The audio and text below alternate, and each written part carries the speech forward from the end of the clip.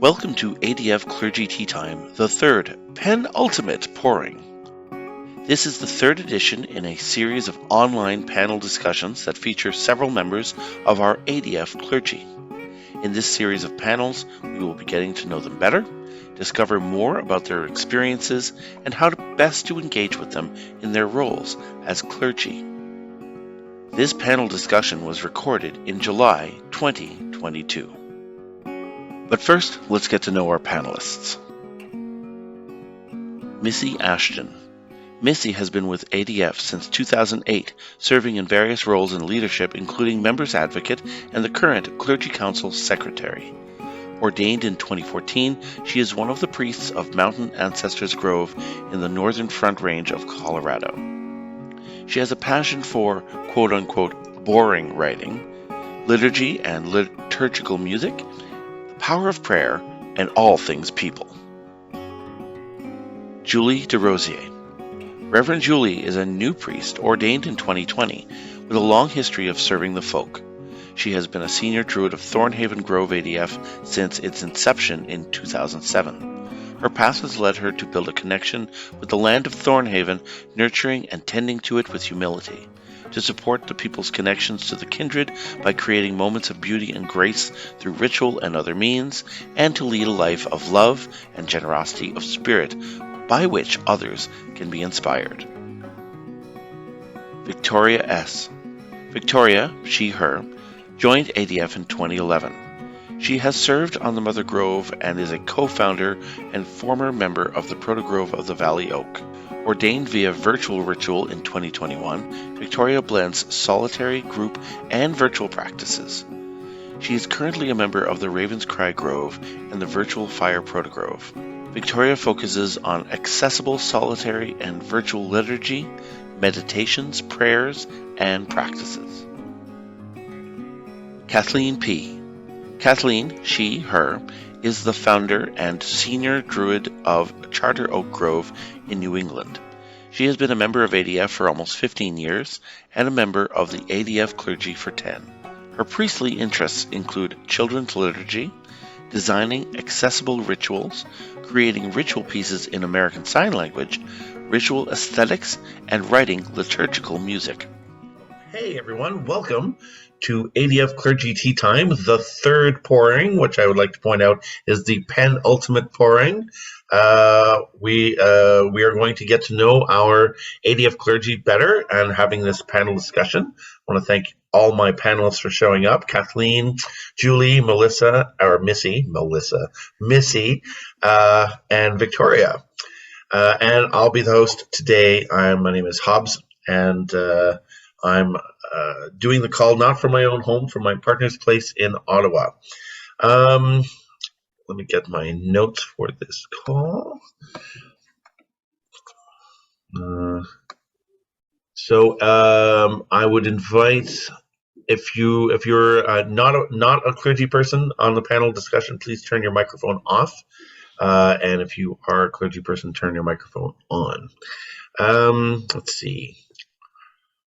So yes, so we're going to be, these are our four clergy people we're going to be talking to today as part of this panel discussion. I have a list of questions that I'll be asking, which they've received some of the questions, and there's some questions they have no idea what I'm going to ask. This discussion is going to go on for about 2 hours. It should end at 3 o'clock. And we're going to have about half of that will be the prepared questions, and then I'm going to open the floor to the people on the call where they can ask whatever questions they like to our panelists. Before we get started, we're going to have a First Nations declaration. So here is the declaration. We begin by acknowledging that the land on which we gather is the traditional and unceded territory of our First Nation and Indigenous brothers and sisters. As we all live in different parts of North America, these tribes include the following. So in Montreal, it's the Kanyen Kahaka and the Algonquin. And now, so one of our panelists. Here we acknowledge the Ute, the Cheyenne, the Apache, the Arapaho, Pueblo, and Shoshone peoples, as well as the 48 contemporary tribal nations that are historically tied to the lands that make up the state of Colorado.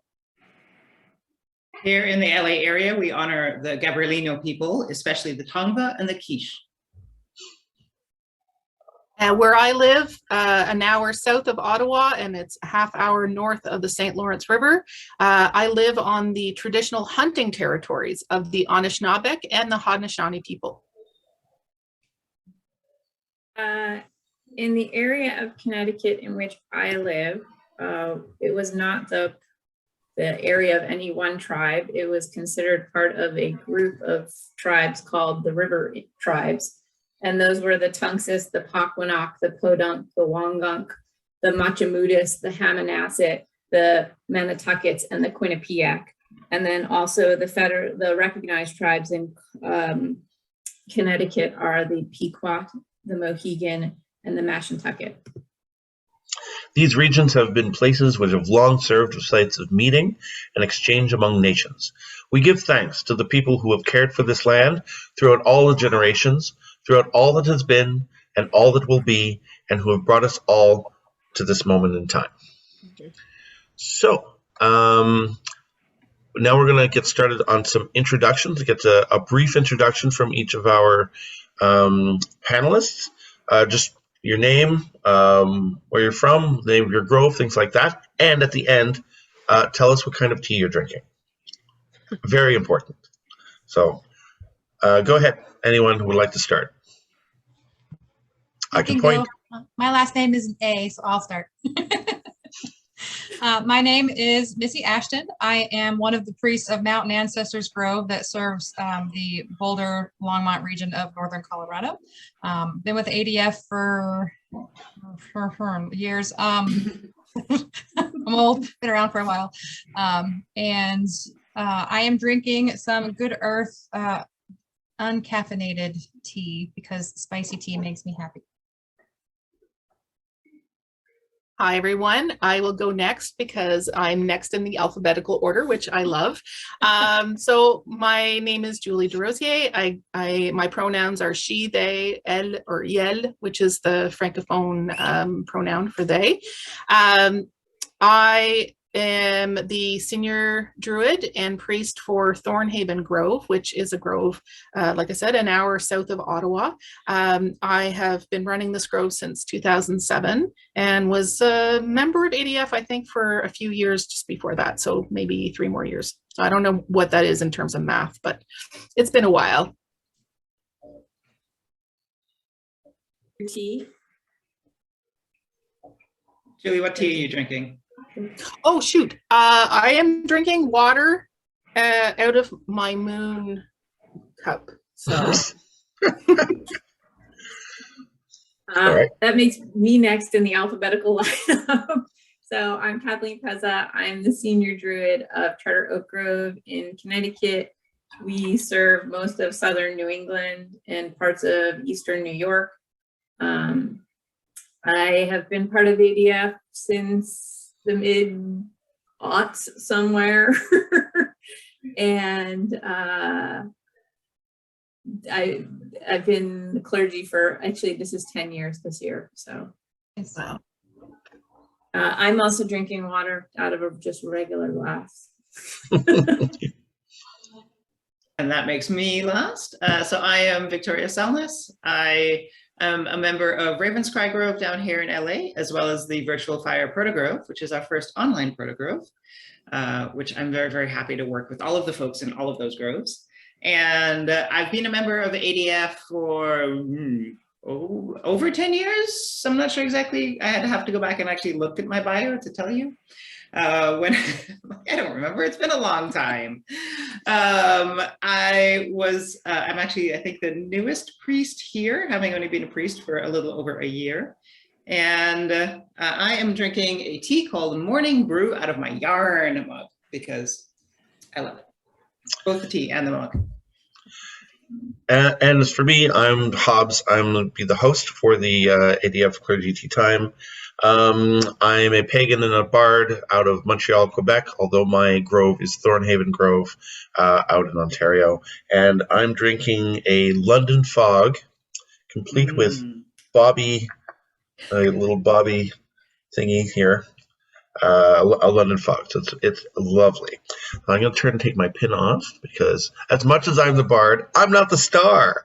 So we're going to take this off. There we go. There we are. So let's get started with some questions. I might occasionally ask someone specific to speak, or I'm just going to leave it open to the floor as we go through the questions. So let's see, where are my questions? There we go. All right. As members of ADF Clergy, as I'm sure as all of you are painfully aware, and maybe other people don't know, going through the clergy process is long. It's a lot of work. It takes a lot of dedication and commitment when you decide to do this. Speaking as a person who hasn't even completed his dedicant path yet, my hat's off to you for going through that process. So how did you know that being clergy was the right decision for you? Who would like to start? Because I didn't have a choice. Well, that's not quite true. So I finished my DP. My DP took me 7 years. And then I was like, okay, what do I want to do next? Because I love learning. I am definitely a forever learner. And I looked at the Initiates program, the clergy program, the generalist program. And the one that really sang to me that was like, this is the path you need to go on, was the clergy program. And so I did. And that's how I ended up on the clergy program, which took me considerably less time than my DP, because I felt like there was an actual, there's a reason for me to do this, to come and help folks. Meow. So I started a Grove, and those people in the Grove had certain expectations for things that I would be able to do. And I didn't know how to do a lot of those things. So I thought maybe I should learn them. And I did, and that's how I became clergy. Unlike Victoria, I had no choice in the matter. I was actually born, I think, to be a priest. I used to mimic the priest at the Catholic church that I attended. I would go by myself to church because I was a very spiritually seeking type of child. And so like as a 6-year-old, I was going to mass by myself. I wrote my first ritual when I was 13.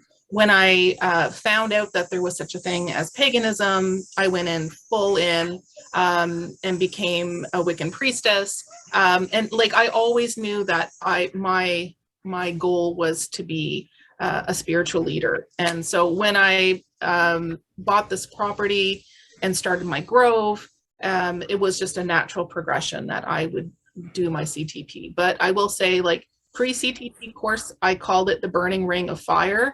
I hated every single moment of it, actually more than the dedicants program. But you know, it needed to be done, and I'm very glad that it's over. So for those people who are currently struggling in the pre-CTP, I totally understand. It does get better. It's much more fun after you get past the burning ring of fire.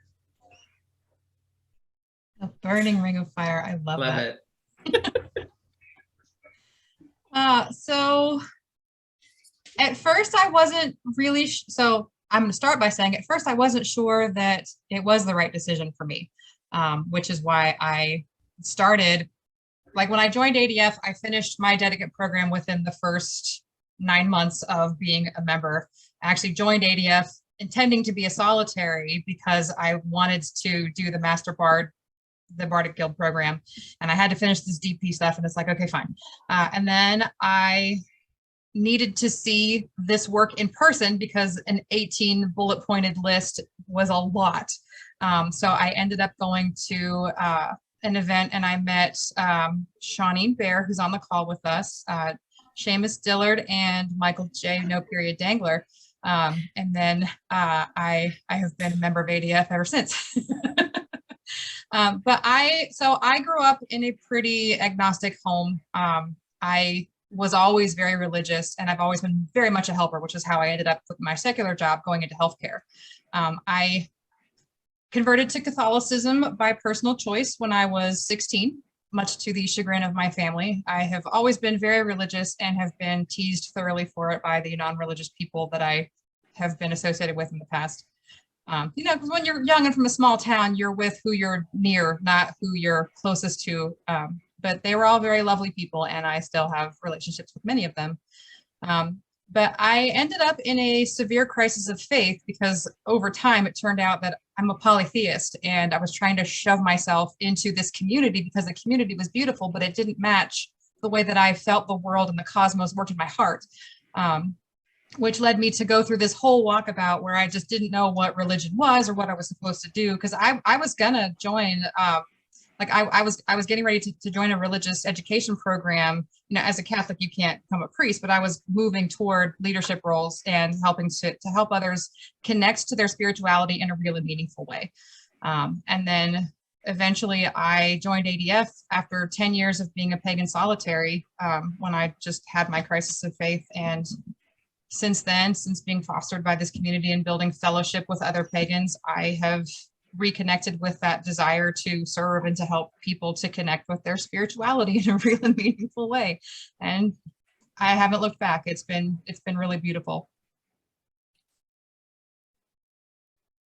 Okay, excellent. Thank you. Does anyone want to add anything that they thought of while the others were speaking any more to that question? No? All right. So now that you are ADF Clergy, you have certain responsibilities to the Grove members. But what are your responsibilities beyond ADF in terms of the public at large? So not just ADF, but you're all active, I'm assuming, in your own communities. What are your responsibilities as clergy to the pagan community at large, if any? So due to my secular job, I have to be very careful about how much of the work that I do for ADF becomes out in the public sphere. However, we do work with the other pagan groups in our area, mostly through organizations like the group that organizes Pagan Pride stuff. And so, you know, we do rituals at Pagan Pride Day. Occasionally we'll be asked to talk at other groups. Like, for example, we have a UU based cups program not too far from where I live. And we've been asked to do services at the UU on occasion to kind of like build intergroup cohesiveness. I've also traveled up to New Hampshire a few times to provide some support for the pagan community up in New Hampshire, because they don't have a lot of folks up there who are not. One of the things about the part of the country that I live in, because it is very close to Boston and thereby very close to Salem, is that it is very, very, very Wiccan. And there's not a lot of resources in the area that are not Wiccan based resources. And a lot of times I get called to go places further afield to kind of provide support for people who are looking for things that are not of the Wiccan variety. My contributions to the greater pagan community in my area have been a bit cyclical, I would say. I, in the past, have contributed, been a panelist and done presentations for conferences, pagan conferences.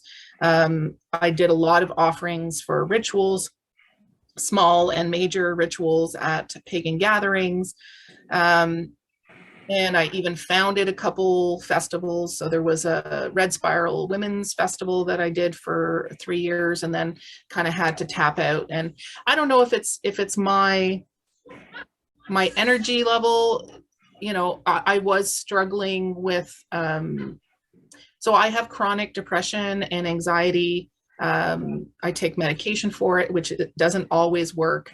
And I do find that I have like periods of high where I'm able to function much better than at other times. And I do think that I contributed a lot to the pagan community up until 2018. And then I I questioned some very public leaders in my community about how they were making the largest pagan gathering in Canada safer for people. I had heard things about lack of follow-up on reports of abuse and assault, and I had written them a letter, and then they didn't respond, and so I went public, and it was actually part of our consent culture training that we had done with Cherry Hill. I had written this letter and anyway posted it publicly, and there's a lot of people that took it as an attack on that group of people, and also the organization and even the land on which they gather, and that kind of made me a pariah. So I had to like pull back a lot of my offerings to the pagan community. That being said, that was in 2017. 2018, I had cancer.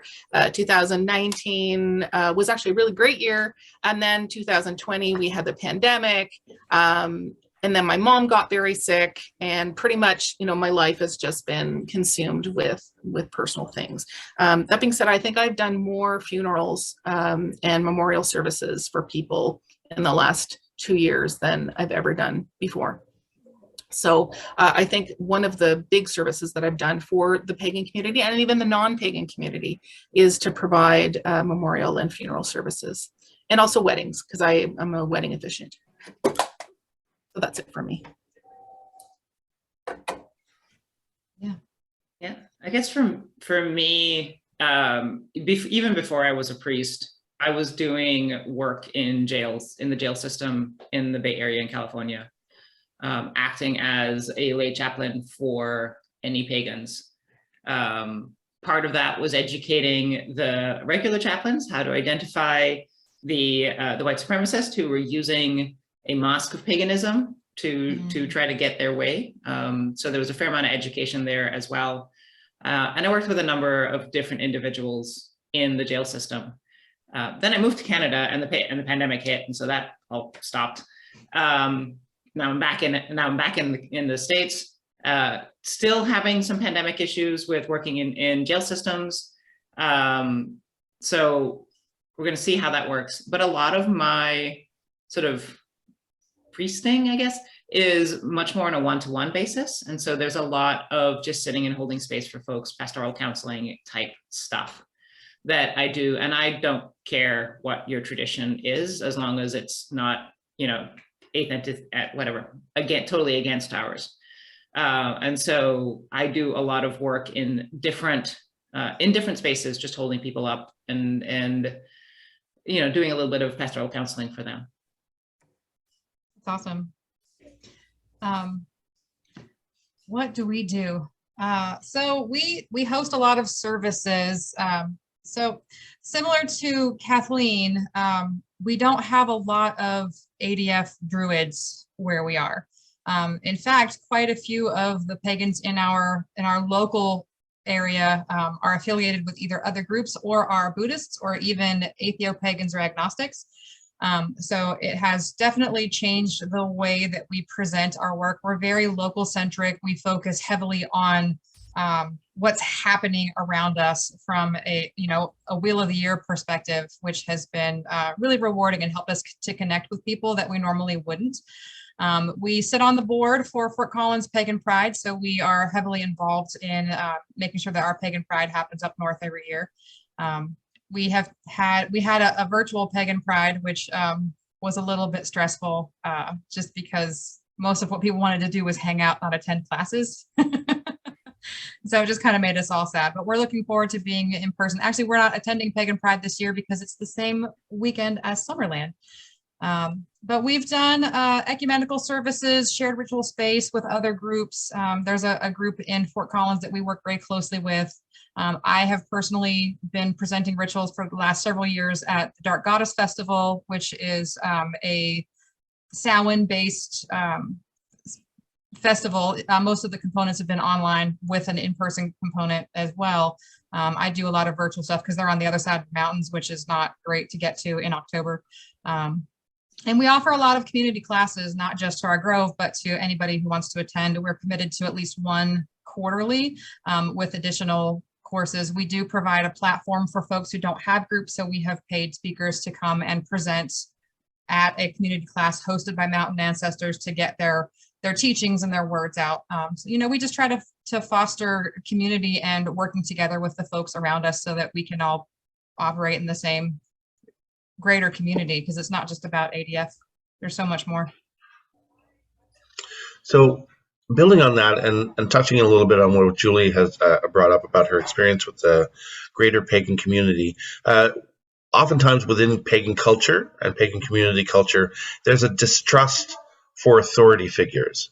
We're all just cats, and we're all just cats meandering around, and nobody wants to, we don't want to answer to any authority figures. And yet, if you've gone through the clergy program and now you're recognized as ADF clergy, you're a reverend within ADF. I'm curious to know, like, how is your larger pagan community? What's their relation? Like, what's their reaction when you tell them that you are clergy or you're a priest, a trained priest? Have you had any experiences with a greater pagan community that might not either know about ADF or might not recognize ADF as an organization? What's been your experience with that? I guess I did the training for the training, not for the title. And so I will occasionally use my reverend title when it's useful, like it was great for getting into grad school. But I don't generally, like in pagan spaces, I won't generally use it as an initial introduction. If new folks come up for Raven's Cry, I'm just like, hi, I'm Victoria, right? And so somebody else will often say, oh, she's a priest, or, you know, but it's not, it's more about me. Like, it's who I am and the training that I have that I can help. I'm a program manager in my day job. So I'm also very used to trying to herd cats when I don't have any direct authority over them. And so I take a lot of that as well into this, but if I'm not in pagan spaces and I'm talking to folks, I will tend to use the reverend title because it means something to them. And it's a shorthand for the fact that I am a trained clergy person. And that like, it helps them understand what I've gone through and how I can help them. Doing things like Julie has mentioned of, you know, funerals and weddings and stuff and that kind of stuff. Yeah, that's basically my experience as well, is using the reverend title implies some training, and also especially in the area of being a celebrant and doing those kinds of you know, celebrations of life type of not celebrations of life, but all the life celebrations, that you have that sort of extra layer of capacity to do that. Although for me, like my reverend title just reminds me that I took this oath. And so when I'm talking to people and they say, like, are you a priest because you want to boss people around? It's like, no, actually, the oath that I took is to serve you, to serve my community, to serve my gods, to serve the nature spirits. And that's really where I come from. So when I'm talking to people, it sort of undermines the understanding of the priest as the boss kind of situation.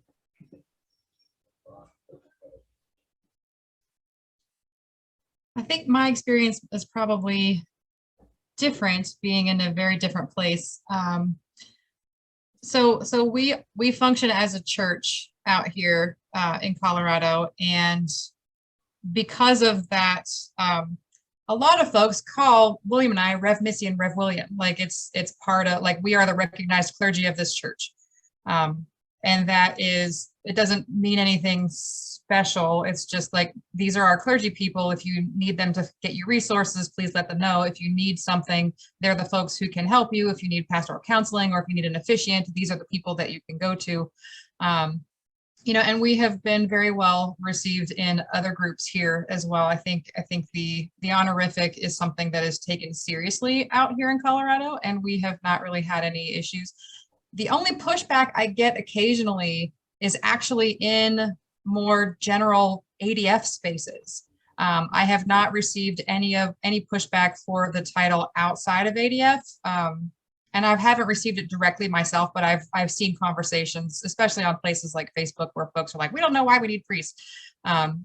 You know, and people are welcome to, like, if you don't need those services, then that's totally a perfectly fine perspective. But for the people who do, you know, it's nice to let them know, like, hey, I have a skill set built around this title that can help you get the resources that you need for whatever is happening in your life.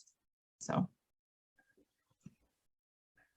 I think my situation is a little different because, as I said before, the part of the country that I happen to live in has a very, very strong presence in Wicca. And everybody's a high priest or high priestess. And when I say I'm a reverend, they're like, oh, okay. Like, that's just the same thing, right?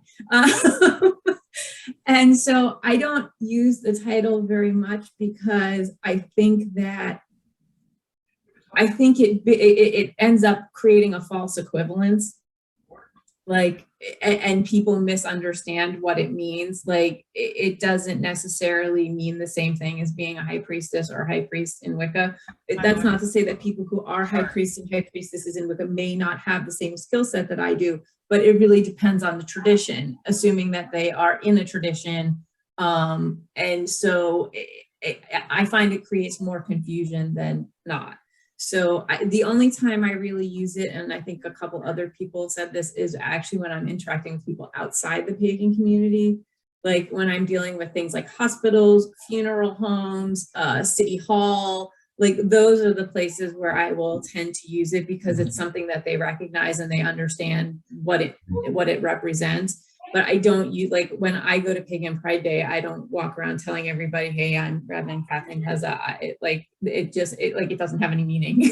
So, and like within ADF, I don't generally tend to introduce myself as clergy. Not because there's anything wrong with that. It's just not who I generally, like, when I walk to somebody and meet them for the first time, I don't generally tell them that I'm clergy. I'm just me. So. Okay. Can I ask, Kathleen, when you're at Pagan Pride, do you wear your stole? I only wear my stole if I'm actually doing something ritualistic. So, like, if I'm responsible, occasionally we will do the opening ritual for Pagan Pride, or we'll do the main ritual for Pagan Pride. But if I'm not actually engaged in a ritual, I don't generally wear it. And what about the other two? Like, where do you only wear your stole in ceremonial sense, or do you use it kind of as a signal for your inclusion in a organization? I mean, I will. So Raven's Cry, really, generally down here, everywhere, the Reverend title, we have the same situation like Kathleen. Folks, it doesn't mean anything, right? It's a false equivalency, which is another reason I don't use it in pagan spaces here. But I'll wear my stole for if I'm in a ritual that my groves are doing, or I would, if, when hopefully we get to go back in jails and actually do that work, I'll wear my stoles in that scenario. But it's a very, very specific, like, I am representing more than ADF. It is the clergy ethos, the clergy, the oath. It's that reminder of that oath, Julie, you were talking about, and the reminder that I'm there to serve. But generally outside of very specific scenarios, I don't wear it. Interesting. Most of the time, I only wear mine for specific clergy work, like clergy order work, or for ritual and services. Occasionally, it is appropriate to wear your stole if you are at an ecumenical event where the other clergy from other traditions are also wearing their stole. So it really depends on whether or not it's appropriate to what we're doing. As far as things like Pagan Pride Day, if I was doing the service, I would have it for the service itself, but it's white. I don't want to get it dirty. So the little clergy pin is great. It'd be nice if we had like a smaller like work stole that we could wear when we are doing things in that capacity that are going to be less formal and more hands-on, so that we could more comfortably wear it while we're doing other things. So as a member of the Clergy Council officers, I should probably bring that up. You should probably bring that up. Dancing a maypole in a clergy stole is an entertaining experience. Well, Yeah, and like, for Pagan Pride Day, like for Pagan Pride Day, you're slinging books around, you're like, digging through bins, looking for stuff. And it's just like, So you need a utilistole. Yes. Or maybe we have the pins now. So we all have little we pins. have the pins. I have one. If I can get one, hold on. I'll go get one. Mine is just right over here. Mine's in my ritual bag. like a clergy scarf or a reverend hat. We have these little pins that we've got now. Oh, nice. Yeah, that is the Cosmos. The colors match. You can't really see the colors on the. Yeah, you can't see well, you can see but the colors match our stoles. Yeah, it's green in the middle and it's red on the outside. Oh, nice. So we have those now. All right. Next question here. How do you find the time and how do you find strike a balance between the expectations of the calling and your regular and mundane life? Can I start? Yes. Because I want to disclose, and unfortunately Zach had to leave, but Zach had asked me to help him with his CTP work. And I said yes, because that's what I do. And then I flaked out on him. So I need to apologize to Zach, because I underestimate regularly the amount of time that I have for just about everything. I am not good at this part. I say yes too much. I have to figure out how to say no and still feel like I am serving my oath. So I'm going to say right up front, this is not my area, my strength. I think that is an ever-changing situation. In the time that I've been doing this, I have become more careful about what I commit myself to. When I first started, it was everything to everyone.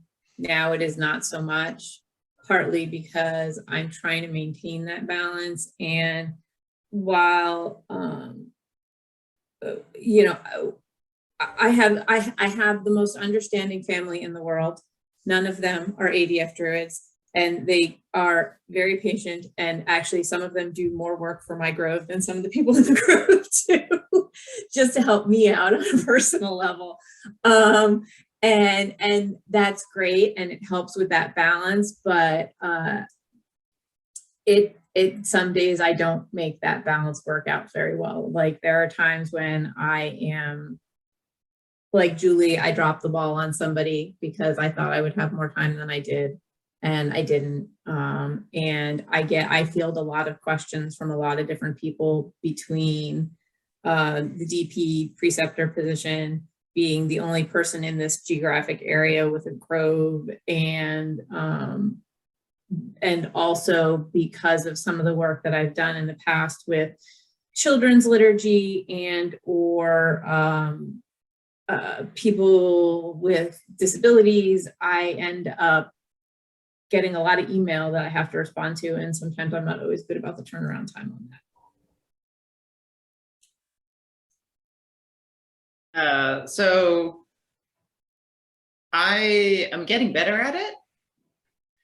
It's like everyone else, I prefer to say yes, and yes, we'll do all of the things and have all of the things done. And I can't do that, because then I can't do stuff, because I don't have time. So I've gotten much better at trying to be really, really clear with when I can do things for myself. I've blocked out sections of time on my calendar that are like, this is ADF time, and what can fit in there can fit in there. There is still stuff that spills over into other areas, and there's additional things that I do, but I try very, very hard to schedule things as much as possible. so that I know that I have this hour in my schedule that I have to go do this, or how much ever time it's going to take, and figure that out.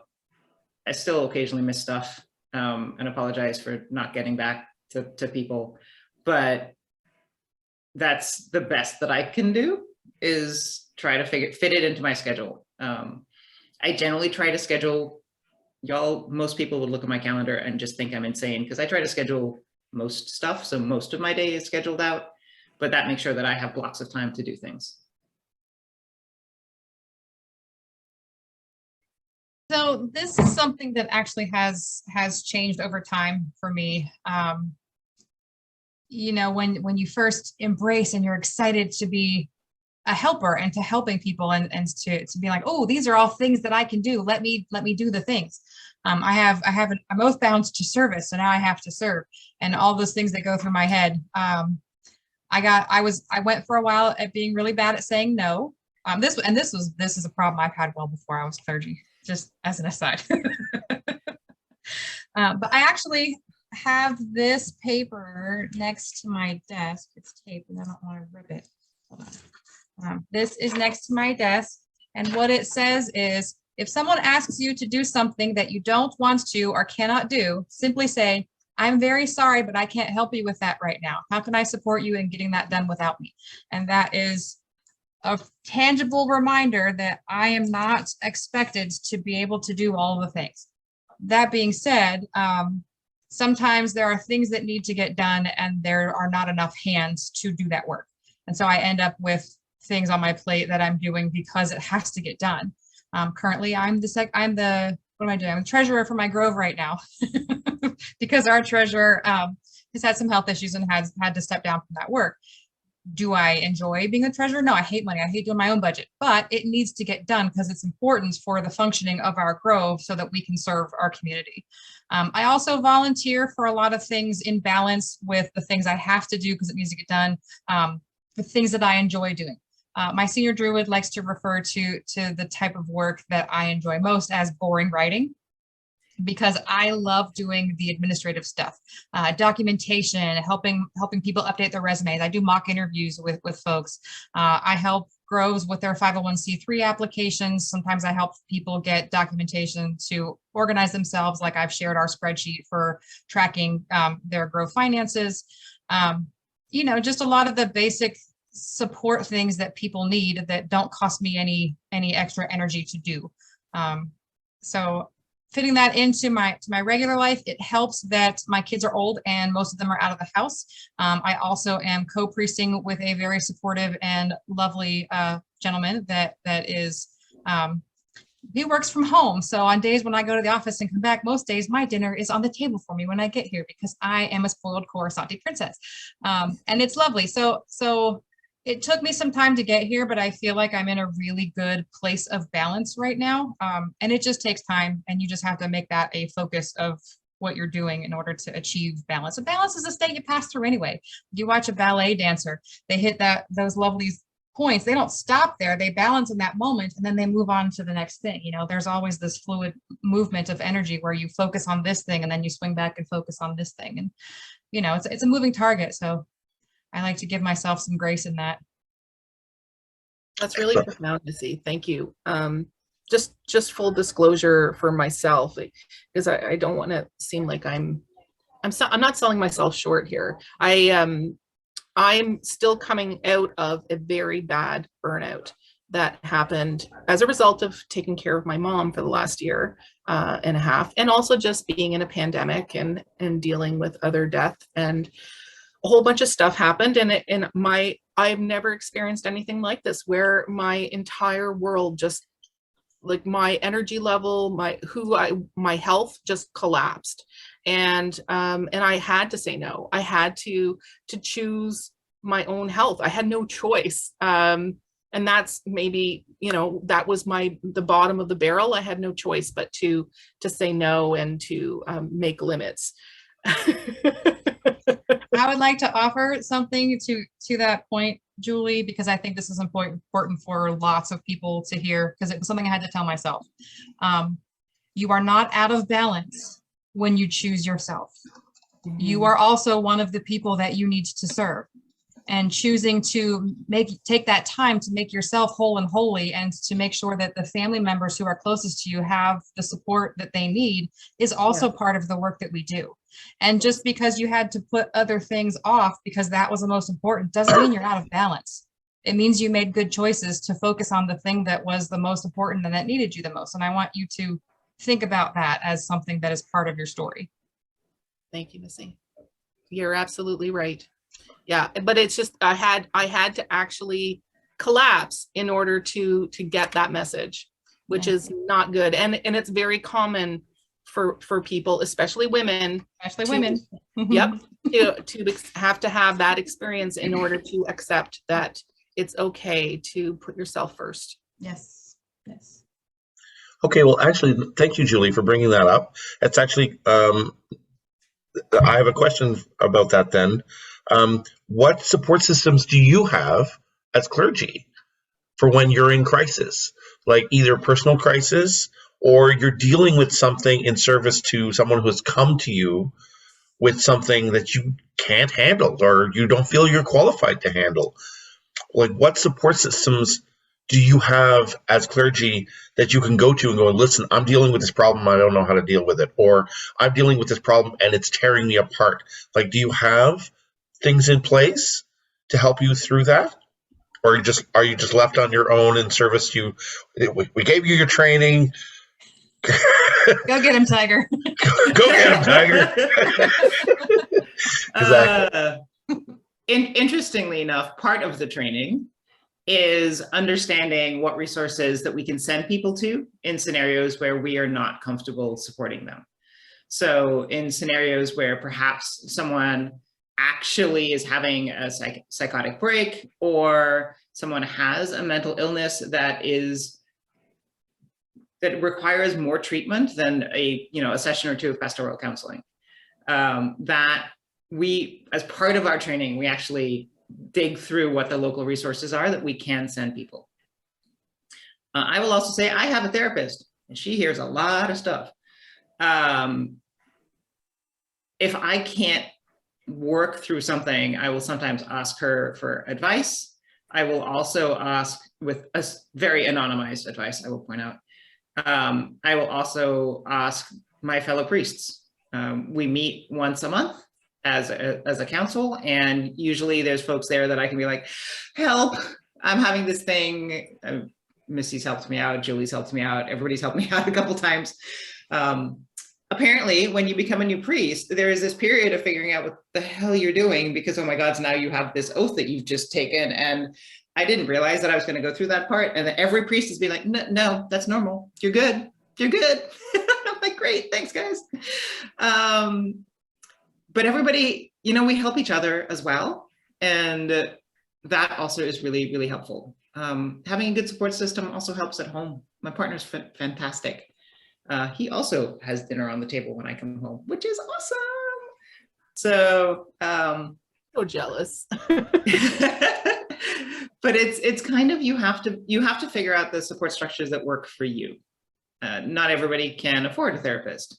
Not everyone is going to have really good friendships with other priests. Not everyone, hopefully they'll build them over time, but maybe not out of the starting gate. And not everyone is going to have a partner that can support them in that way at home. So it's a lot of trying to figure out what works for you. I kind of want to go back a little bit to what Missy was talking about earlier is, you have to really figure out how to take the time for you and how you process through things. And if that's through writing, if that's through talking, the rubber duck is an amazing thing that engineers came up with. You put a stuffed animal or a rubber duck and you tell it all your trouble. And if you are somebody who processes verbally, that really helps you get through it all. But really, it's a lot of understanding yourself as well and understanding what you need in those support spaces. So my secular job involves dealing with people in crisis on a fairly regular basis. So I think my perspective on that piece of it is a little bit different.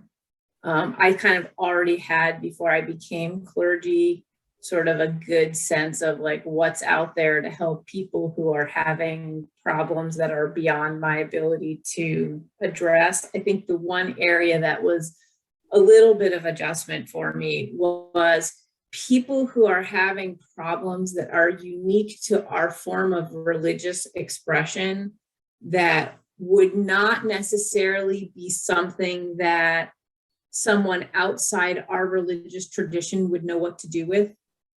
And where I encounter this a lot is people who are learning trance for the first time. And their experiences in learning trance for the first time and how to process some of the things that go on when they're doing that kind of work. It's not something that they necessarily need, for example, a formal therapist to deal with unless it goes really weird. And I have had that happen once. But it's just sort of learning how to parse those experiences in a way that's mentally and emotionally healthy. And I think and in those situations, I have sort of an informal network of folks who are ADF clergy, where when I encounter stuff like that and it's outside of where I feel comfortable, kind of, because it's not something I've ever had to deal with. Sometimes I'll ask around to some of them and be like, hey, have you ever encountered this before, either yourself or with another person? And like, what kind of stuff helped you? Because trance is so uniquely personal. It's hard to always connect with the person. In some cases, I've actually connected the person with someone else who has a little bit more experience in what they're dealing with to kind of help them work through some of that stuff. My spouse is extremely supportive. I would lose my mind if it weren't for his support and help and stuff like that, because there are times where I'm just like, he's like my reality anchor. like, okay, time out. You're going too far into the weeds of the woo, and you need to kind of like take a step back and like, here's reality.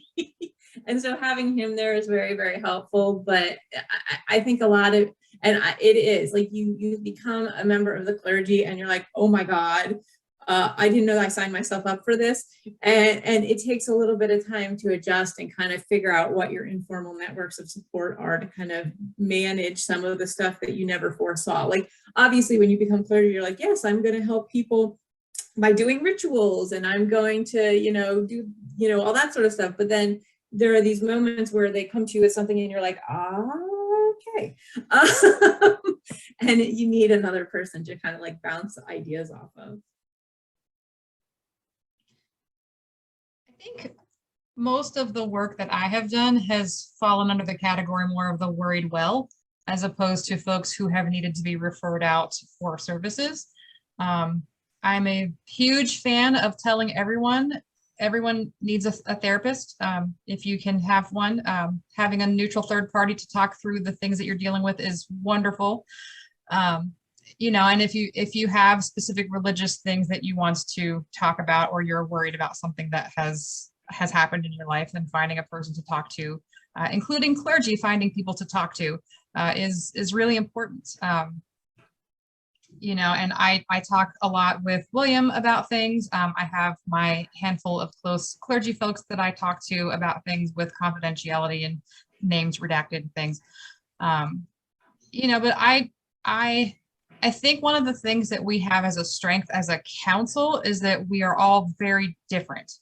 And because of that, over time, you get to learn who is good at which types of things, and who has had experience with different types of scenarios. And so you can refer people out pretty readily to folks who can better handle the things that they need if you are not the right person for them. But as far as my own support, I am a very blessed person, and I have folks that I can talk to about things all over the place. I know that I think the last really big chat I had with someone about that, I think it was with you, Lee. We were talking for like 2 hours when and just knowing who those people are and just reaching out and making that step is it's important. It's okay. I think we need to give ourselves permission to need someone, and to need support, and to recognize that we are not 100% able to handle every situation that we find ourselves in, and just giving ourselves the grace to connect with other people and hand those things off, including our own stuff. I will say that not everyone is as it comes naturally to seek outside of themselves for help. And I'm one of those people that when shit hits the fan, I actually go very much inside myself. And I will say that the development of the relationships that I've made with this land, with my ancestors and the gods, have helped me. Like I often turn to them for support, for grace, for peace, especially the land spirits. I'm very, very fortunate to have lived on this piece of property for more than 20 years. And I've really developed a relationship with the land spirits and the land here. And so when I'm really in a place of needing support and guidance, I actually will go and just walk the land. Again, speaking from a very ableist, very privileged perspective, but you know, I wrote a piece for a funeral, and it was about understanding that we are all part of nature. And as a result, it helps you to understand that bad things happen and good things happen, and that it is not because of anything other than the fact that you are part of nature. And nature includes chaos and order and beauty and disaster. And it includes all of those things. So for me, that along with having an extraordinary community of people that you know I've helped to build, and people have come together to support. For instance, my mom died January 30th. We had our in bulk ritual on February 2nd. There was no way that I could do that ritual. I had friends and family get together and do the ritual on my behalf. I have a loving partner. I have all those things, but on top of that, we have the gods, we have the ancestors. Our ancestors, you know, cheer us on, support us from the beyond, and want nothing for us but love and good things. So, you know, and then the nature spirits, just being in nature, it and I think I'm speaking for every clergy person, every person, in fact, who has built those relationships, that you understand just how rich and how much you get out of that relationship. That's why we make our offerings. Thank you, Julie. All right, thank you. We're getting on to the hour. I'm going to open the floor to the people who are listening in to ask their questions. So this is their call to get their questions ready. And then I'm going to open the floor to you, and then we're going to see. I have other questions in my bag of questions. I'll refer to if things slow down around with the people listening in. But before we get to that, I would like to ask you, since you have become clergy, finished your training, and you've had experiences now being clergy in either the ADF context or the greater pagan context, how has your spirituality evolved since becoming clergy, if at all? Spirituality. Or your spiritual practice, or your relationship with your spirituality. How has that changed now? What has being clergy, how has that affected you, if at all? Mine has gotten quieter. For those of you who've been around for a while, you may remember when I first joined ADF. I think it was 2008 when I joined. And like I said, I was very focused on, I want to be a master bard. I was still playing guitar with a band in bars. I had a terrible marriage. My kids were young. My youngest was in the process of being diagnosed with autism, and I was leaning very heavily on my relationships. I spent a lot of time in prayer because it was the place that I could find my center. Like, finding my center was probably the biggest gift that ADF gave to me, was just learning how to find my center. And I spent a lot of time praying through that time. Eventually got divorced, got a new job, moved out of the house with 3 kids, 2 on the spectrum, and then moved to Colorado and did it all over again. And by the time I decided to take up that mantle of clergy, you know, I was also learning how to quiet my own ego to actually serve people and not try to get what I need, but to serve others without worrying about what other people thought about me, because I was always worried that I was doing it wrong. And I finally grew up enough to realize that it doesn't matter. Like, are you getting the work done? Yes or no? Like, you're not doing it because of how people think about you. You're doing it because the work needs to get done. Did you do the best job that you could with the tools that you had at the time when you were doing this work? And if the answer to that is yes, then be at peace. You know, you can't go back and judge harshly a decision that you made because you found something else out later. You can learn from it and realize that that wasn't necessarily the decision or the choice or the job I should have done. But you did, if you can say that you're doing the best with what you have at the time, then you can be at peace and you can let go of all the rest of the egomaniacal bullshit that comes with, but what if I'm doing it wrong? And that was hard for me. You know, I spent a lot of time attention seeking and getting other people to help feed me and find the things that I needed. And when you go into a service role where you truly are serving other people, like that falls away naturally. I've found, and I think the short version, the too long didn't read version, is that my path has gotten quieter as I have quieted myself and essentially matured and grown up. I think the biggest change for me is that I have a much more defined line between what I do for me personally and what I do for the community. Like at one point in time, community ritual was like, it was partly me.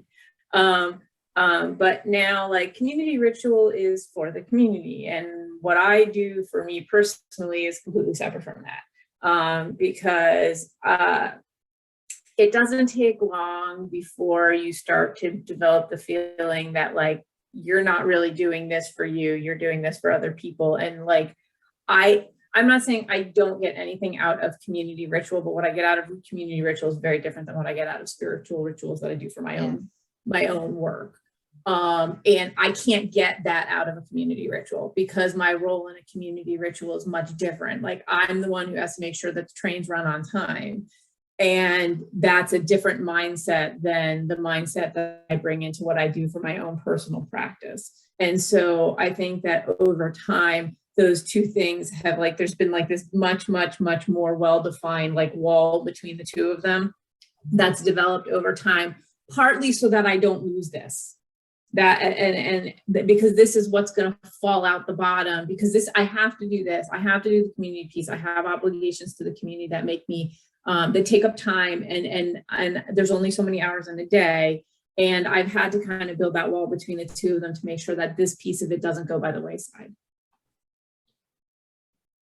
Yeah, I will agree with Kathleen that there's definitely a difference in doing community ritual for others, where you are the leader and therefore you are in charge of making sure everything happens, everyone's safe, and it is very much serving others, and then doing your own spiritual experiences and offerings and all that stuff. Very rarely does it actually merge where you also have a spiritual experience in a community ritual. It can happen though. I did a Hecate ritual at Three Rivers this year, and it was at night. There was 3 of us who were priestessing at the same time, and it was so powerful. Although we were coming from a different perspective than those who went around the labyrinth, it was still amazing experience, and I'm so grateful that we had that chance to do it. Overall though, I will say, as a newer priest, because I think like I'm just months behind Victoria, or in front of Victoria. I'm not sure time was. Somewhere. Yeah, exactly. We're both young priests, and I haven't found a huge change in the way that I practice, in my sort of relationship with my spirituality. I do say that the oath that I took is like a little perpetual engine that runs for me, that helps me to gain energy from the service that I give. So like sometimes we talk about, we give so much and we don't get anything back, like the community doesn't necessarily give us recognition, or doesn't show up for events, and like that can drain us of our energy. But I find that like this little magical, this oath that I took sort of magically makes it so that the fact that I am serving the gods, the fact that I am serving the folk, even if they're not appreciative, even if they don't show up, it's still feeding my energy. So, like I don't lose energy as a result of giving energy, if that makes sense. So it's a beautiful thing. I guess for me, I'm in a different situation in that I am not one of the leaders of either of the groves that I'm associated with.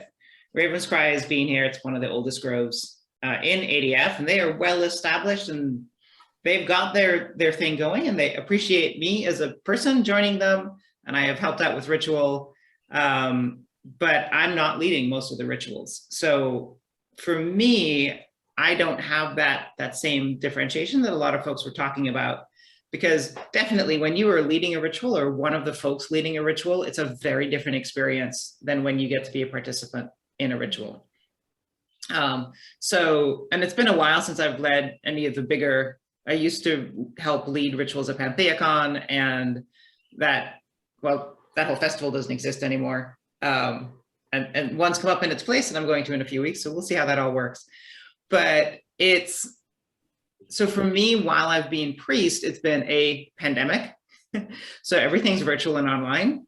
And then now we're starting to come back. I'm coming back with a group that I'm just one of the group. And so it's a very different experience. Also, a lot of my work, at least during the pandemic, has been online and virtual work. I've done some videos, I've done liturgy that I've written and stuff like that. I enjoy doing that work. So it is, as Julie said, it still feeds that fire of I'm doing the community work, but it's still fun work. And I haven't run into that scenario where I've had to consider that split. I will say my personal practice, and I don't know how much of this is priests and how much of this is pandemic, because they're all kind of tied together for me, is that I have gotten much more mundane in my personal practice. I still make offerings, I still make prayers, but now part of my spiritual practice is I'm going to go sit on the patio and enjoy the sun on my face and think about the spirits of the sun and the spirits of nature. And I've got trees, and I get hummingbirds and jays and all kinds of stuff outside of my window. And so connecting with the land, connecting with my gods. You can't see it because there's a small altar over here where I do offerings, or I'll do readings or whatever. But it's very, very fluid and very casual and very, if I happen to be outside and I look up and I see the moon, I take a moment and I pause and I recognize the moon and I connect with the moon. And so it's a lot more of those kinds of things than big formal personal training. The other thing I found really interesting is that becoming a priest really solidified for me what ADF means to me personally. And so that has given me a really interesting foundation to explore other druidry, other areas, and have conversations with other people about how their theology and my theology are different and similar, and where there's overlap. And so a lot of the teaching and the training that I do helping other people understand paganism has really been helped by the fact that I have this really firm grounding now of what it means to me, and so I can have more conversations with other folks. All right, excellent, thank you. So we are now going to move into the free for all. I have no control about what's going to happen now. Left to the tender mercies of the people who are listening in. So to the people listening in, you have questions. You have a choice. You can either unmute and ask your question, or you can post it in the chat if you'd like me to ask it on your behalf. And having said that, I'm told that Julia would like to ask a question. So Julia, if you could unmute and ask your question. The Reverends are standing by. Your call is important to us. Thank you guys so much for the pouring so far. I'm just off camera because my internet is not super great.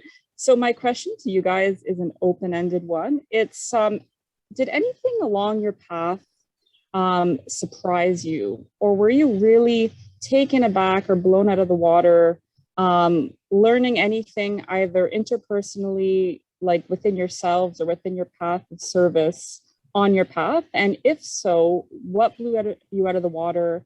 How did you learn from that experience? And how did you incorporate that experience going forward? Thank you.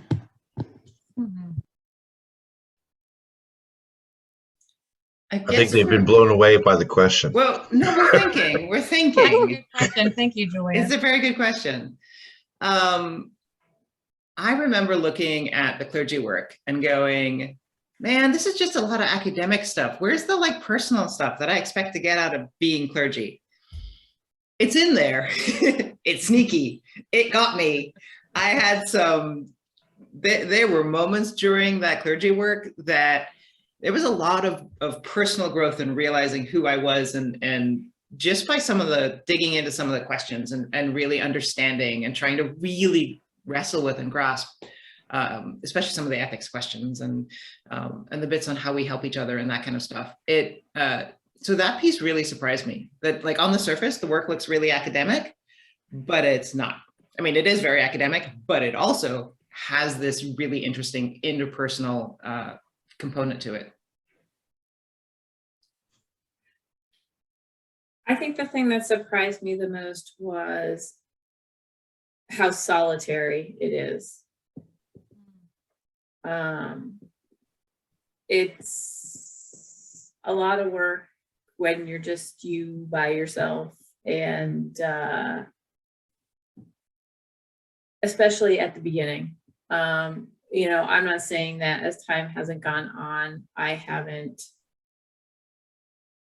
built better networks, but even so, your context is your context. And as much as I can ask other people for their thoughts on things, they don't live in my context. And so in the end, there is still a lot of it that is very much just you. Like I can ask Missy, who lives out in Colorado, for her opinion on something, but the way that her situation in Colorado is may not be similar enough to my situation out here on the East Coast. And in the end, I've got to figure something out. And so it like, there are some groves that have more than one priest, or some groves that are close enough together that two priests might be existing in a similar context, but I've never been in that situation. And so it's just, it's very solitary. I think for me, the thing that I was not expecting to have to spend so much time on, I'm trying to figure out how to words this so that it makes sense, because I'm an external processor, so bear with me. I didn't realize how much time I was going to have to spend compromising with people. There are loads of people with a lot of amazing, wonderful ideas and innovations and things that they'd like to try and perspectives that they want to share and aha moments that they have. And there are folks who are deeply steeped in their traditions and the way things have always been done, and trying to find a way in a grove of multiple people to hold the space between the folks who need that tradition as part of their core spirituality and the people who need to have that ability to innovate and express themselves in different ways, you know, ending up holding your space in the middle there is a place that I end up in a lot, which is not what I expected. And the blessing that I have received in that is that I've been spending a lot of time, especially during the last 2 years of the pandemic, realizing how much of my clergy work is just who I am and how I move through the world. Like, I do this at work, I do this in my social circles, like, this is just how I work with people. You know, when your religion is based on building relationships, then that's just how you interact with people, regardless of whether they're ADF members or if they're, you know, your Christian coworkers who are sitting next to you in the cubicle. You know, and that was a pretty recent awakening that has been bringing a lot of peace to me, honestly, because I don't have to worry about showing up in different places or making sure I'm enough wherever I'm at. If I'm who I am all the time, that in and of itself is enough, which was a big lesson for me to learn.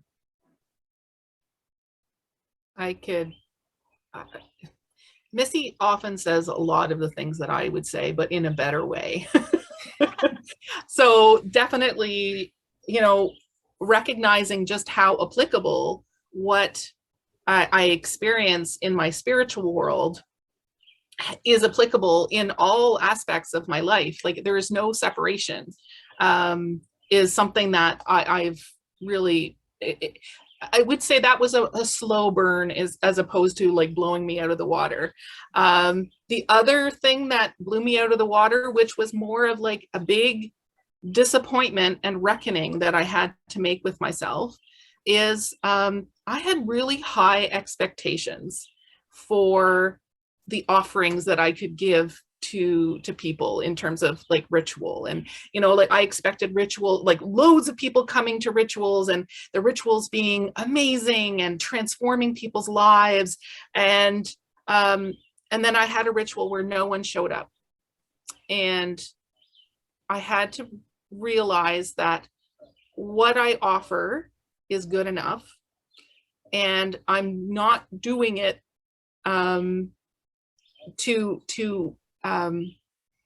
change people's lives. If it happens, that's amazing, but I'm doing it to serve my community. You know, whether no one shows up, I am still serving my community. I'm still serving my gods. You know, and so that brought me a lot of peace, especially, you know, when things don't work out now, you know, in ritual settings in particular, but every time I have an event or, you know, people come, I feel less worried about I'm going to disappoint other people. You know, I'm more at peace about that. If that makes any sense. Yes. All right, excellent. Thank you, Julia.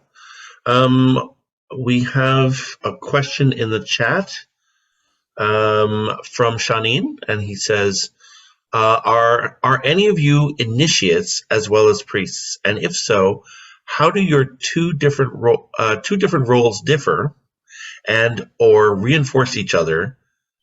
And how have they changed each other? There's a lot of different questions in there.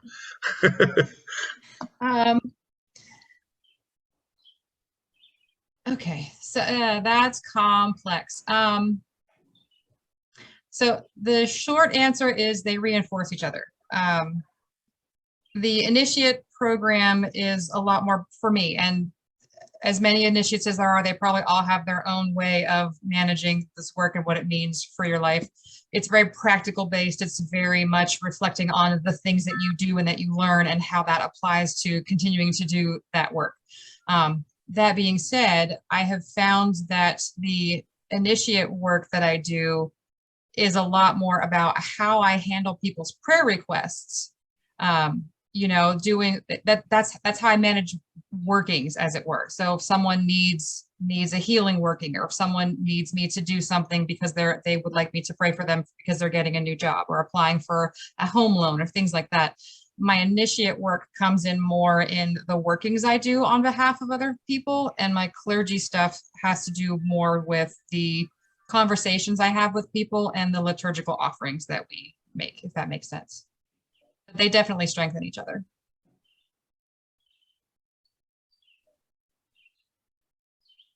I'm not an initiate, and I will say I'm not fully sold on the benefits of it for the amount of work that it takes in order to become an initiate.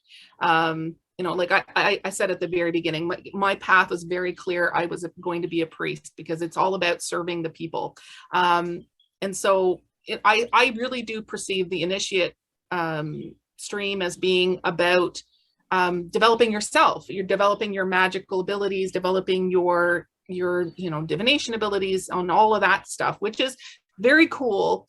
But you know, in my finite amount of time on this planet, I'm very forward facing. Like, I'm very much not forward facing, but very service oriented, and maybe that's something I should consider, you know, as someone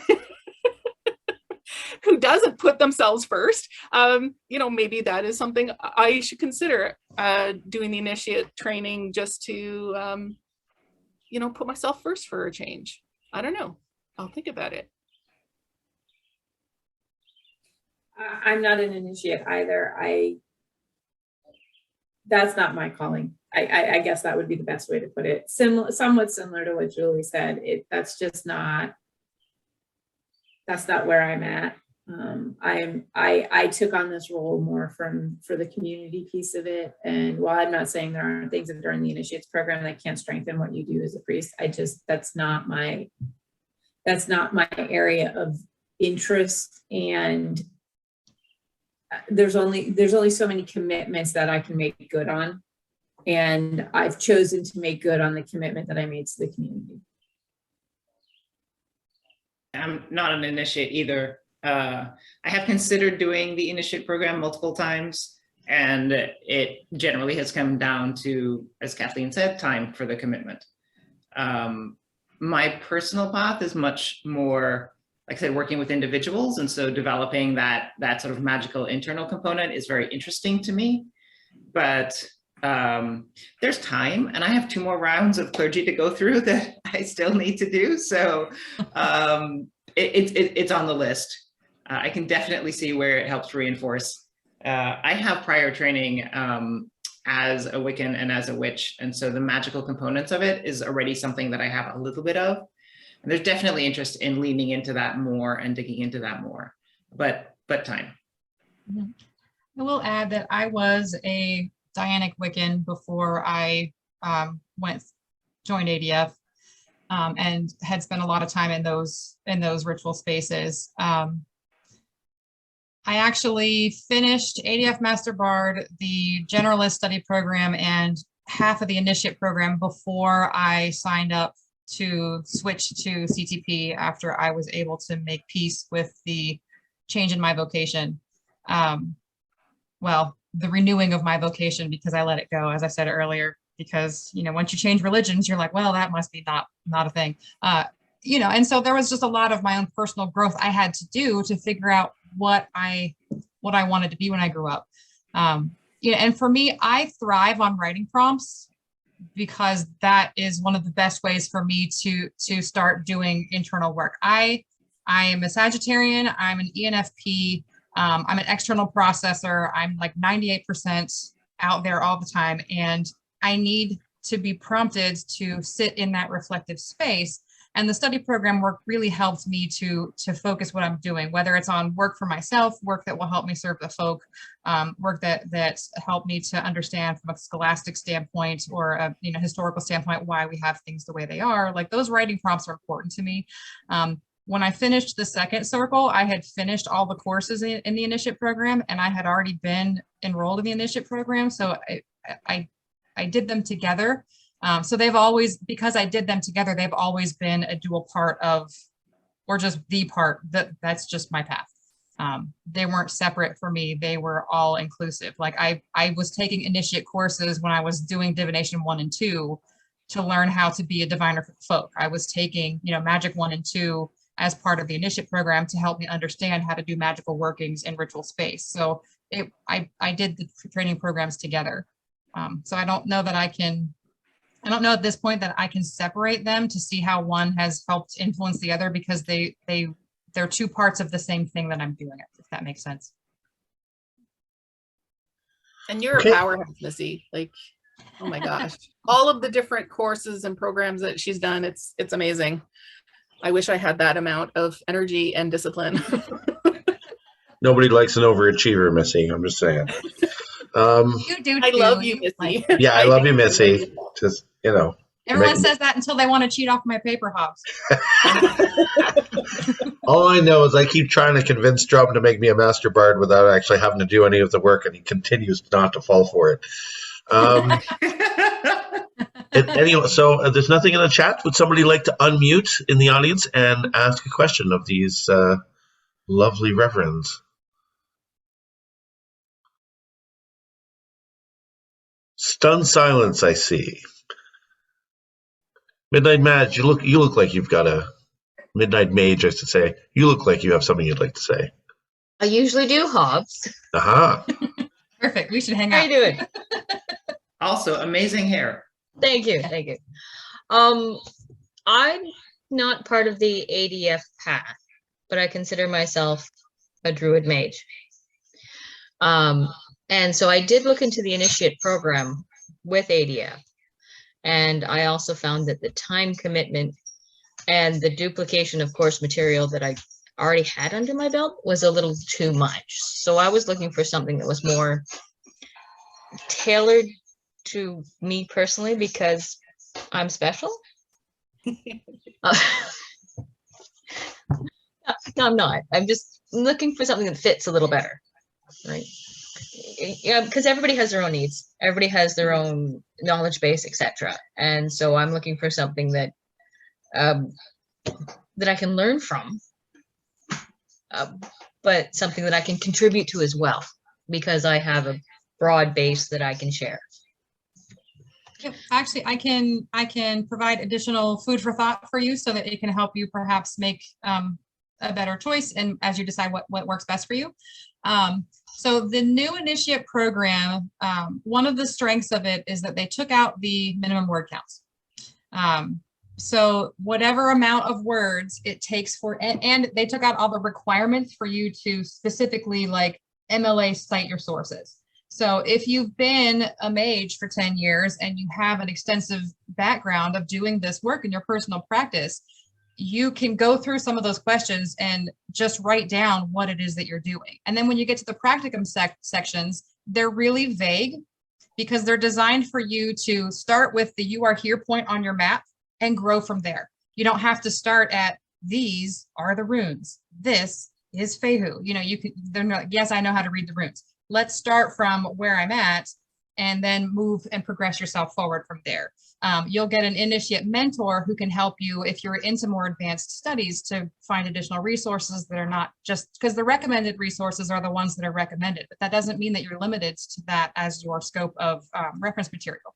So if you're interested, I would highly recommend reaching out to maybe the preceptor. You could reach out to either Ashley Price or Jana Vende, and they can help you look at what that would look like to work that program for your own benefit in ways that are more relevant to you, and see if that's something that interests you. That sounds great. The last time I looked into it was 2015. So Yep. Oh, it's Yeah. very different. yeah, so they have that's completely nice to know that revised things the have program. changed.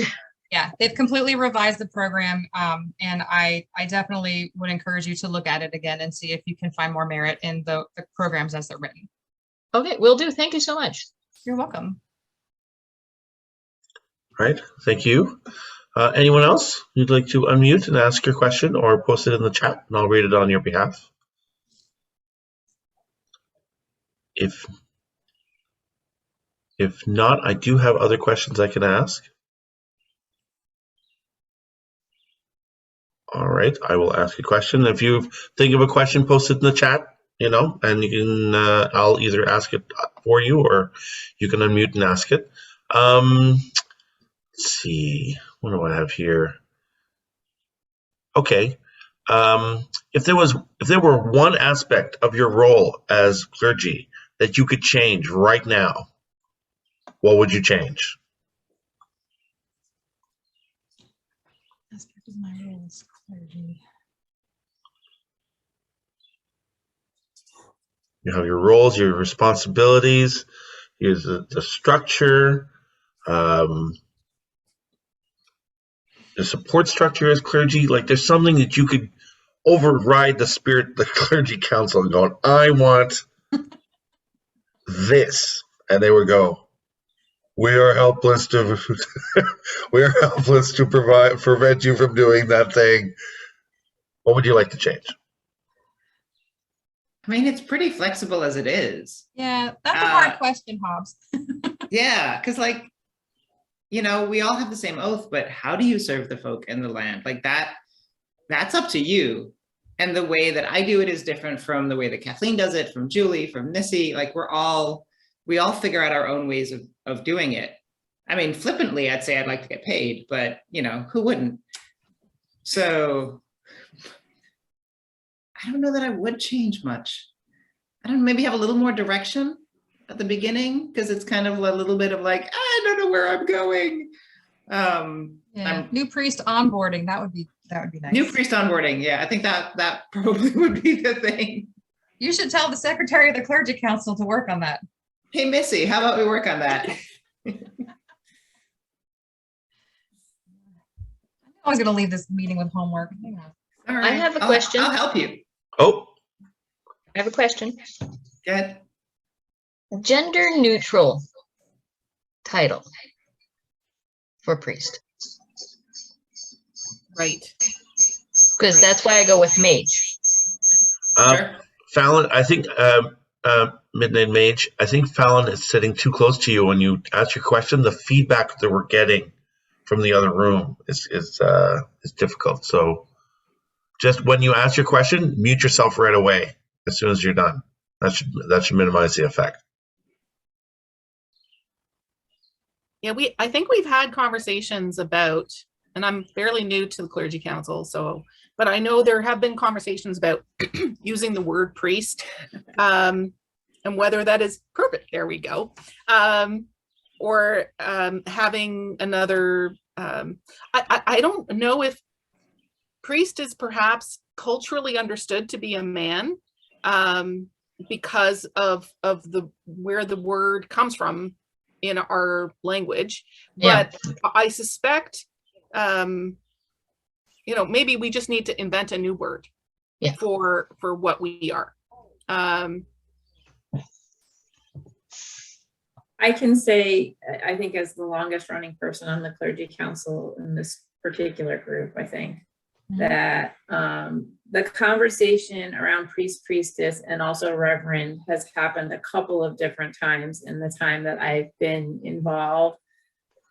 And it's this dynamic tension between something that the community outside of ADF recognizes versus what we would want to call ourselves, like going back to the example of dealing with things like hospitals, funeral homes, and people who are not within the pagan community trying to have a title that they would recognize versus, something that maybe is less gendered, or some people don't like reverend because it has a lot of Christian associations with it.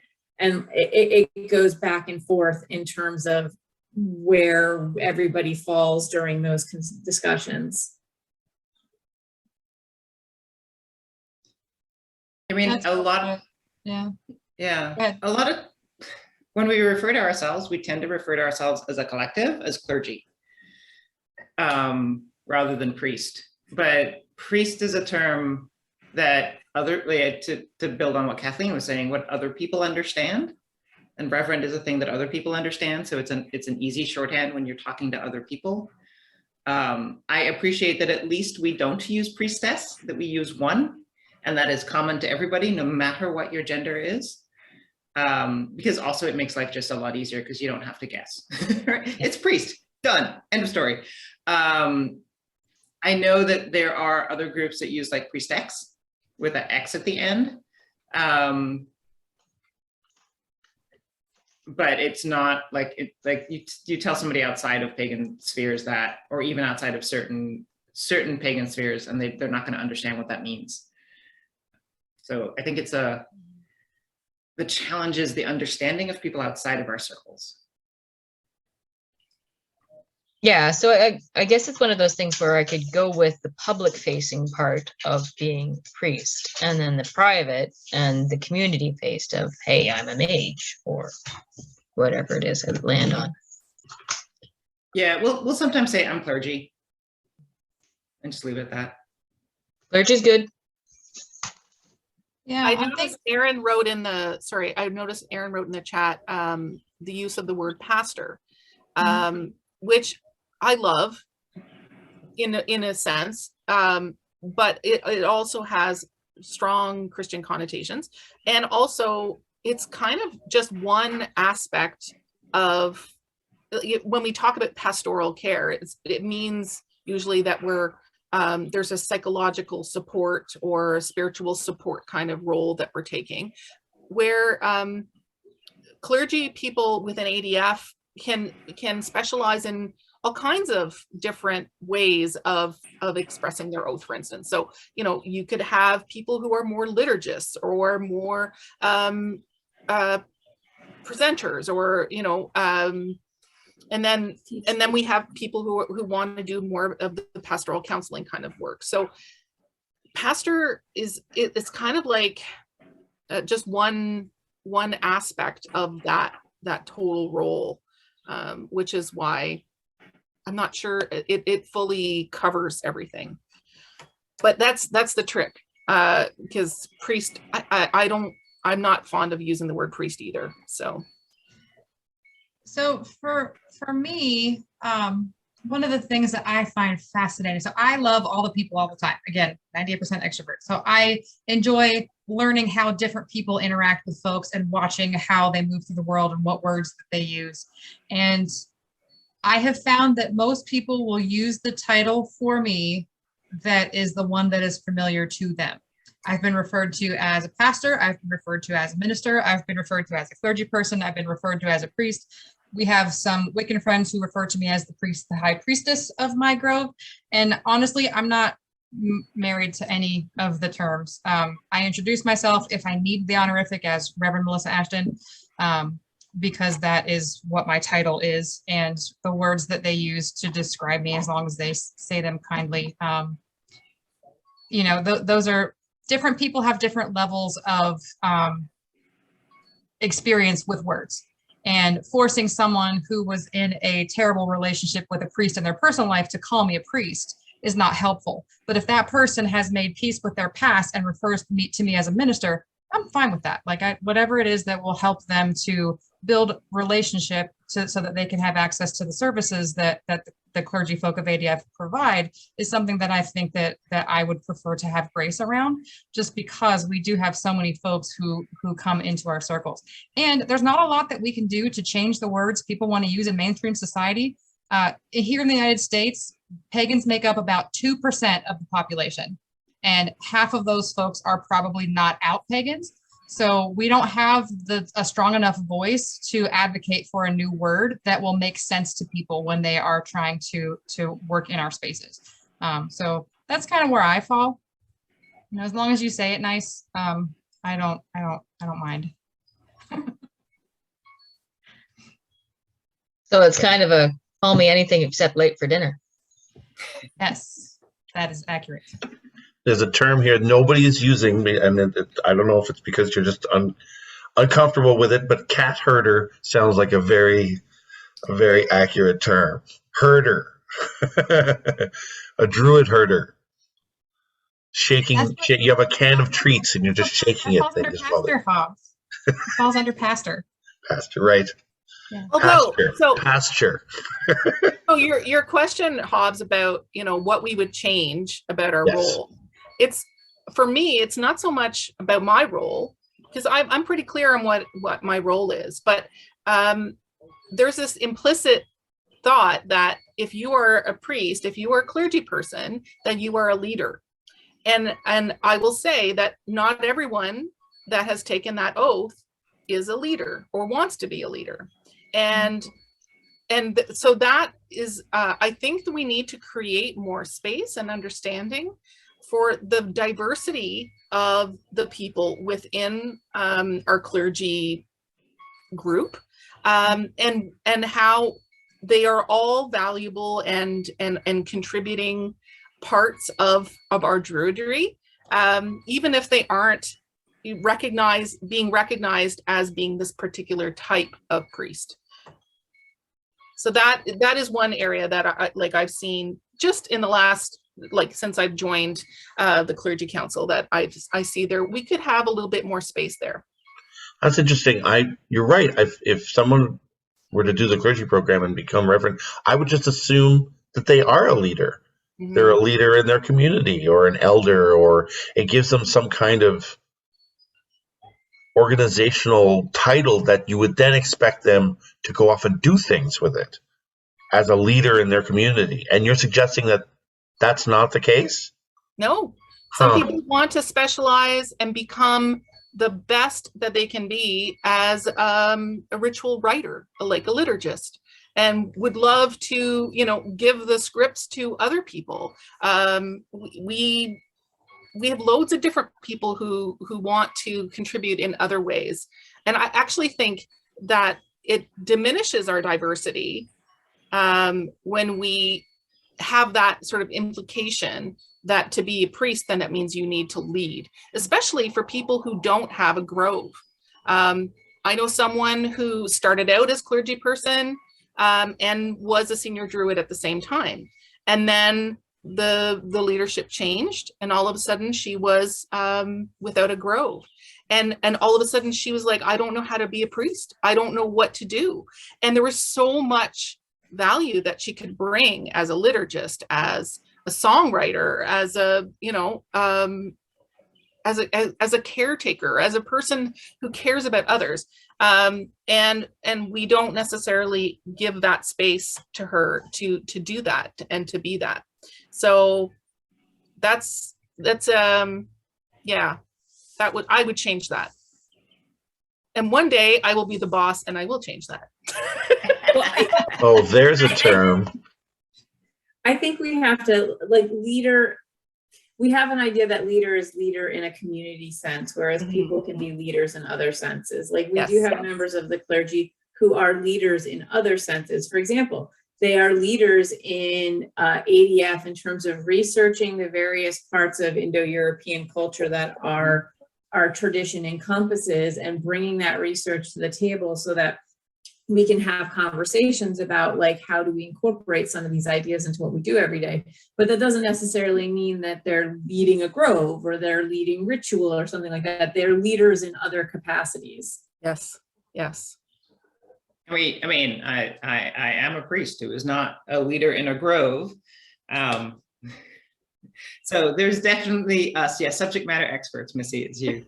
We have different subject matter experts in different areas on the clergy council. And I agree with Kathleen. I think we really need to, I don't think this is an ADF problem. I think this is a world problem, at least a US problem, that we need to help people redefine what leader is. That leader doesn't mean the person out in front, but there are other ways to lead. Apparently Missy would like to be referred to as a SME. Missy Ashton. I get that enough in other circles. I don't need it here too. All right. Anyone else on the call would like to unmute and ask a question now? We've got about 12 minutes left to the call. I can see we have a couple of other clergy people on the call as well. Lauren Mart, who was part of the first pouring, she's here, and at one point she had asked a spontaneous question to the audience would be, what didn't we talk about that you've always wanted to know? Is there anyone? What didn't we talk about? Didn't we talk? No, nobody. Feel free to, just post it in the chat if you have anything. So when I first proposed this idea of having the clergy tea time, I went on the ADF Facebook group and I asked people, said, if you could talk to the clergy, what would you want to know? And we compiled a list of these questions that I've been using in the panels. And one of the questions that came up, and it's a little bit of it's a little bit like there's something about being clergy that you could change. It's similar to that idea, but the question was, could you name a type of infrastructure that ADF could establish for the community that would strengthen our faith and secure the organization for future generations? So, for example, should we invest in land? Should we build halls? Do we pay our ministers? Do we develop scholarships for pagan kids to continue their education? Is there anything like that, a type of infrastructure change that ADF could use that then would just help push the organization forward or make it more accessible, things like that? What do you think about that? I mean, we could redo the website and implement a learning management system and just make it easier that way.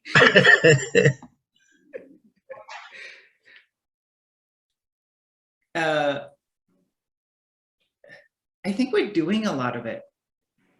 Sorry, Kathleen is speaking. Yes, make things more More accessible. sign language, more accessible to folks with sign language. Yes. Amazing. Thank you, Kathleen. All right. Well, so make it more accessible in terms of languages. I know there's part or all of the Dedekind Path has been made into audiobooks. Yes. This has been read. That's something for people who have difficulty reading. What else? I'm raising my hand here. One of the things that we would have liked is more grove space available. So whether that's purchasing land or just being louder in our publishing that there's a grove here if you want to join. We had a grove in London and we anchored it with our butternut tree in our backyard as an nematon. But because we had to sell our house, the grove fell apart. And so to fix that, I've gone and bought acreage in Nova Scotia. So I now own 3 acres of land, and I would like to have some place where I can say, hey, if you're a young druid who's interested in farming, we can put up a bunkie for you in the backyard, live here cheap, that sort of thing. So if there was some sort of a networking thing we could do with that, that would be great. I completely agree. Of course, I'm coming from a privileged place in that I purchased this property of 20 acres, 20 years ago, and we've been contributing to, making the land welcoming for people and having small gatherings, etc. And yeah, having a dedicated space for rituals and for gatherings is super. It's pretty much the foundation for, at least I've seen, for ensuring the longevity of an organization. So, my grove now is strengthened by the fact that we are situated on this property. My intention is to donate this land to ADF Canada when I pass. And so that it will become, a dedicated space for future generations. And I think that is something we should consider, is not buying property ourselves and hosting rituals, but actually purchase land to protect it from development and keep it wild, and then have space for people to gather, because that, I think, honestly, is the foundation for a stable religious organization. I've seen so many online organizations function without that space, though. Yeah. I And know. so there, it is definitely a way to make it work. And I love it when, oh man, when I hit Tradara and you get on that space, and I've never been up on your land, Julie, but like there's definitely something special when you go to land that has been dedicated to that. But being that we are so far flung and so wide, I mean, it takes me about a day of flying to get to Tradara. Mhm. And so I think looking back on accessibility, we also, in addition, not instead of, but in addition, we really need to build the online structures, the online rituals, the online spaces where folks can find us, that networking, and that we can really connect and build a community online as well. So for folks who can't travel for whatever reason, they have a space as well to go to. The other piece of it is that the way that our grove structure is set up, each grove acts as its own independent entity, which in and of itself isn't necessarily a bad thing, but where it starts to become difficult is that you rely on that grove and the financial resources of the people who are in that grove to make that grove happen. And so if the people in that grove do not have the financial resources to sustain it, even if there's interest, because space costs money, website hosting costs money, post office boxes cost money, everything costs money. And if they're not in a position to sustain that financially because they just don't have the money to sustain it, that means they can't sustain the growth. Yeah, which is part of why I'm suggesting we actually, like, ADF buys space for its members. Then it becomes like, who takes care of it? And then there is resources required for that. And yeah, I you know, tithing might be another infrastructure that we might want to consider. You know, because money does make things happen.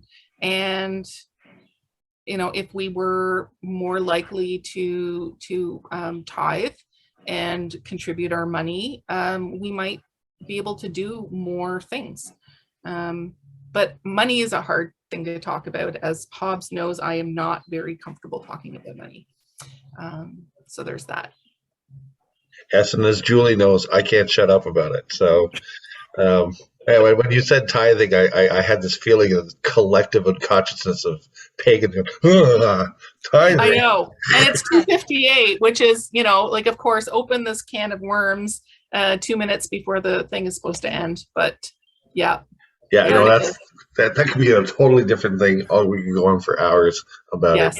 Yes, we For could. sure.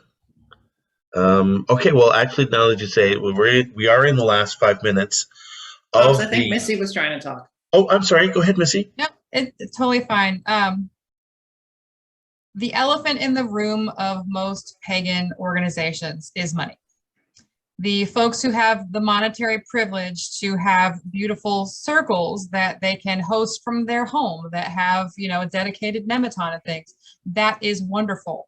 However, because that is the norm of what we expect, folks who don't have those resources are relegated to being solitaries, whether that's by choice or by, you know, because they don't have the resources, because they live in an apartment in a city.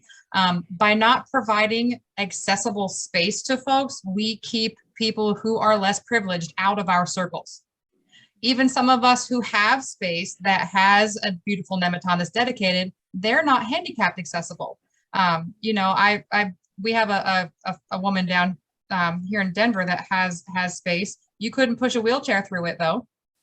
So if we had someone who was differently abled that was trying to attend that service, they would not be able to make it into that ritual space to join that service with us. You know, there's a lot of work that we can do, starting small, to build the accessibility of our spaces, to make them more welcoming, and to make it easier for people who can't afford to buy land to have a place to connect to nature, to connect to one another, and do it in person. You know, virtual as an option is fantastic, but if that's not what's going to feed the soul of those individuals, you know, what can we do to provide assistance for them to have fellowship in person with folks? You know, sometimes people need rides. If art is your location on a bus route, There's just a lot that goes with that is tied to money. And part of the issue that we've had with tithing or donations in the past is that they all go to ADF General and get used for in the general fund for things that support ADF General.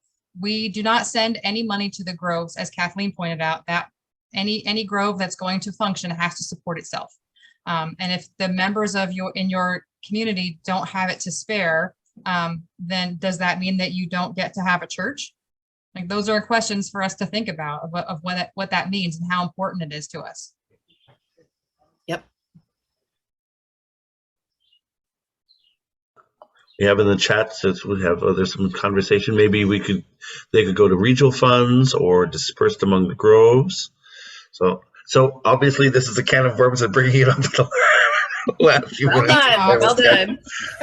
It's a thing.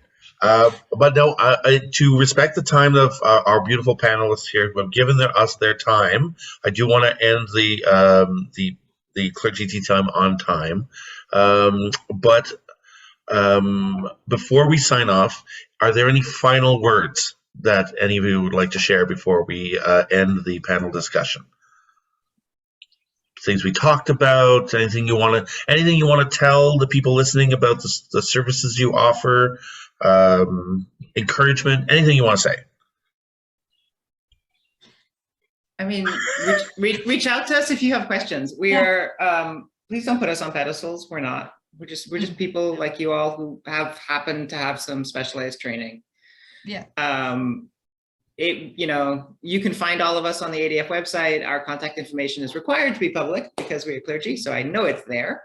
And reach out and ask any questions. Yeah. We're not special. Thank you all. We're accessible.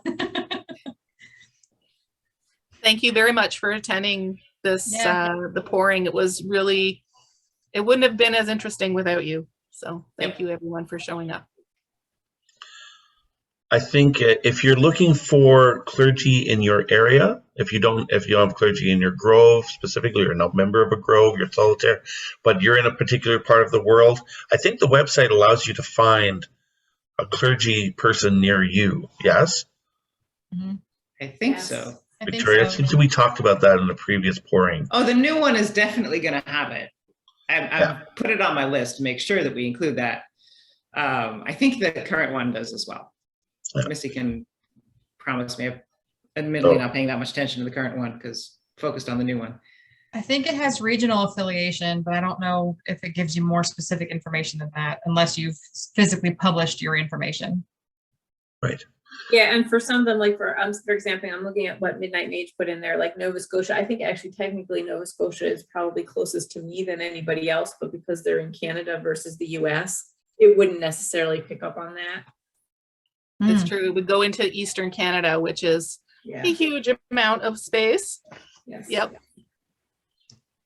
Yes, I'm not sure if this is true, but I think all Canadian Druid groves have political asylum forms for you if you decide to cross the border, come visit us, and if you decide to stay. I'm just saying. Yes.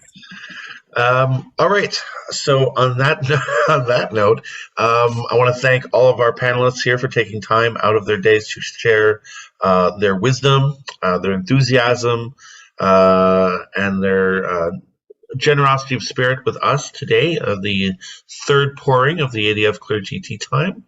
And I want to thank everyone who sat in on the call, asked your questions, and I hope you enjoyed.